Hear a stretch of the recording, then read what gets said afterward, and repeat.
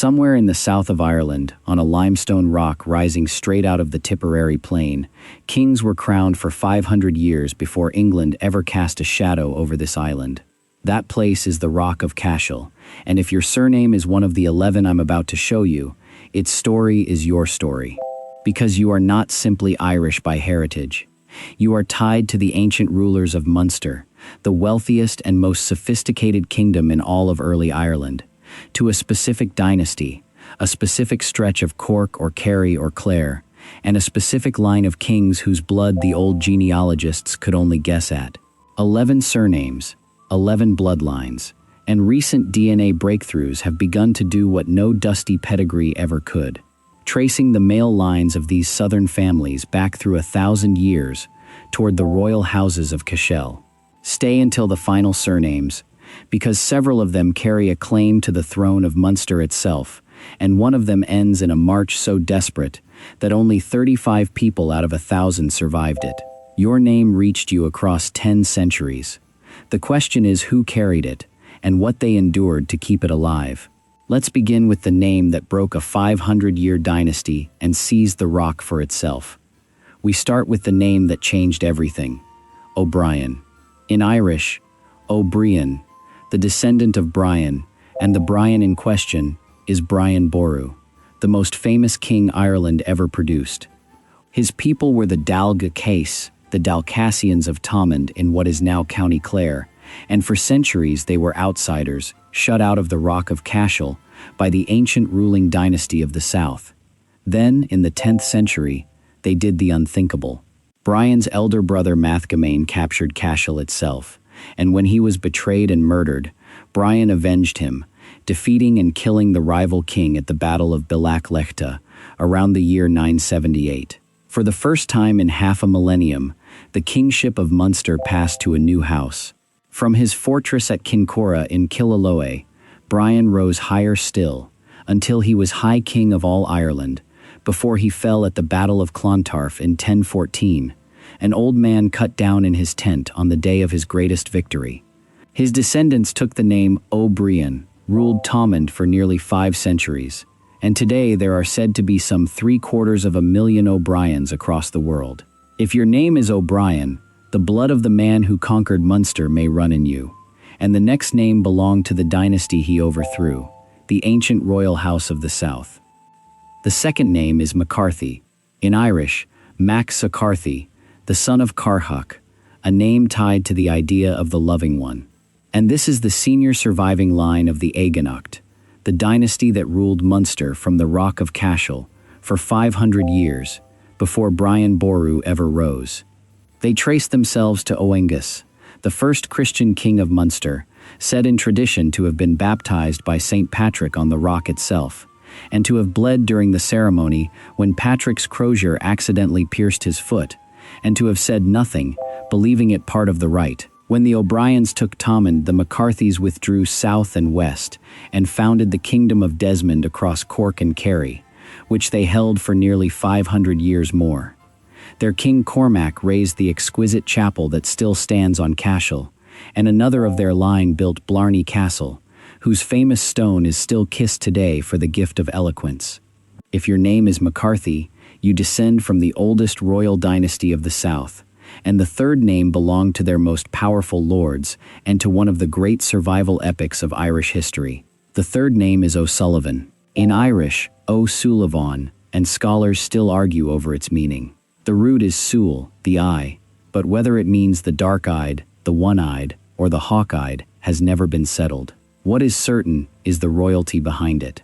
The O'Sullivans were the eldest and most powerful family of the Eóganacht Chaisel, princes beneath their McCarthy kinsmen, descended in the male line from Fingon, a king of Cashel who died around the year 618. Driven west by the Normans out of Tipperary, they became lords of the Beara Peninsula in the far southwest. And there came their darkest hour. In the winter of 1602, after the fall of their stronghold, Donald Cam O'Sullivan Bear led around 1,000 of his people on a desperate march, the length of a frozen, war-torn, starving Ireland, some 500 kilometers through enemy country in the dead of winter. Of the 1,000 who set out, only 35 reached safety. Today, O'Sullivan is the third most common surname in all of Ireland, and the most common in County Cork. If your name is O'Sullivan, you descend from the royal house of Munster, and from one of the great feats of endurance in human history. And the fourth name comes from a king who loved churches. The fourth name is O'Callaghan.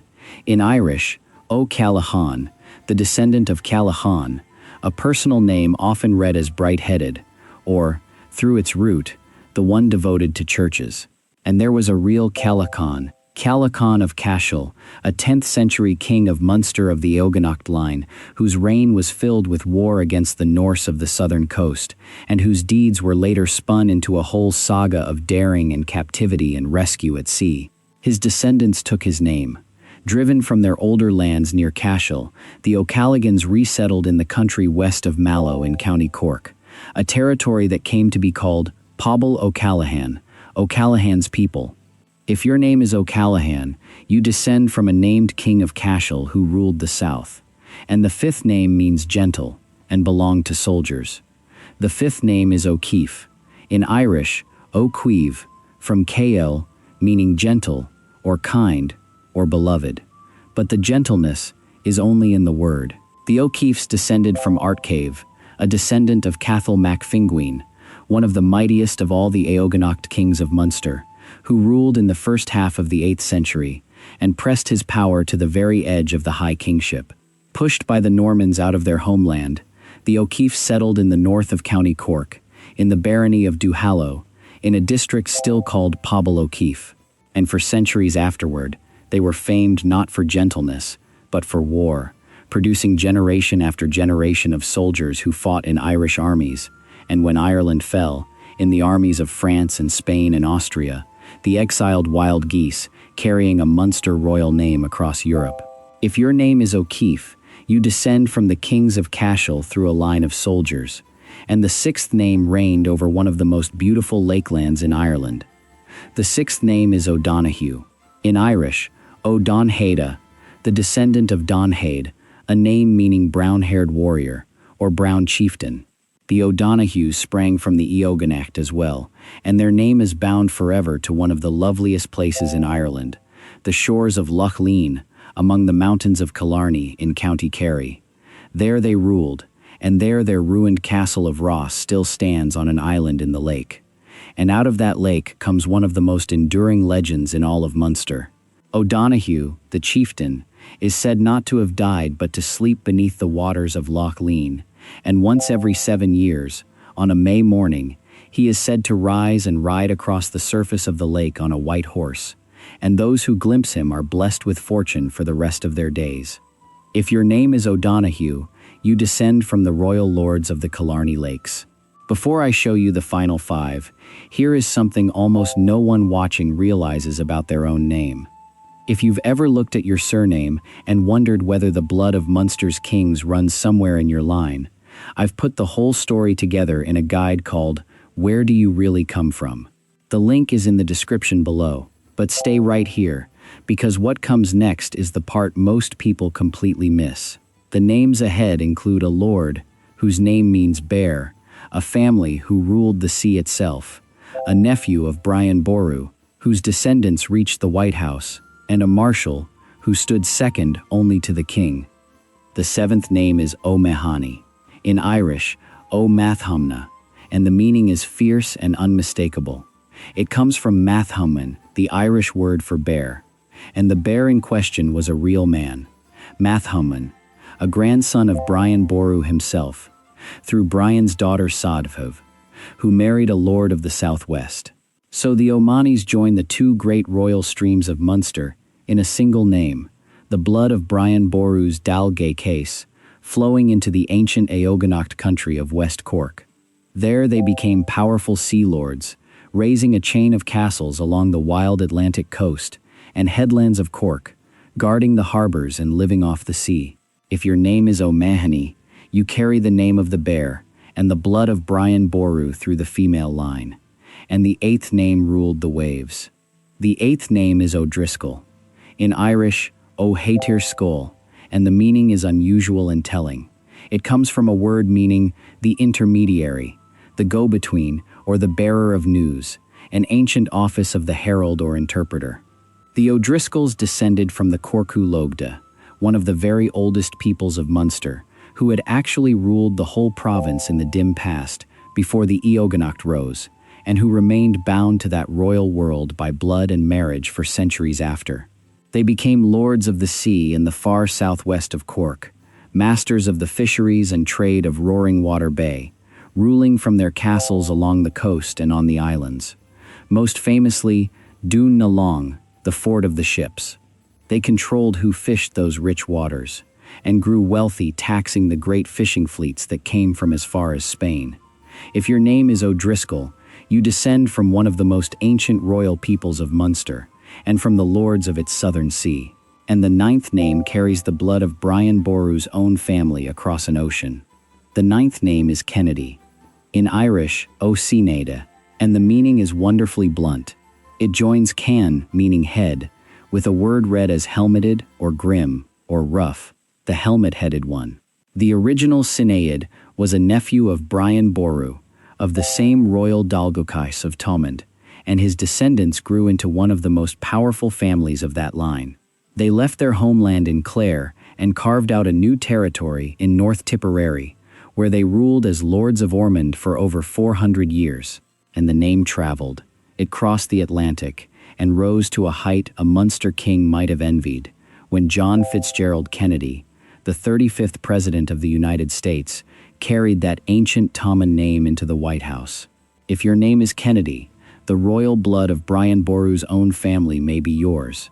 And the 10th name belonged to the men who stood second only to the king. The 10th name is MacNamara. In Irish, Mac Con Mara, and the meaning is pure poetry, the son of the Hound of the Sea.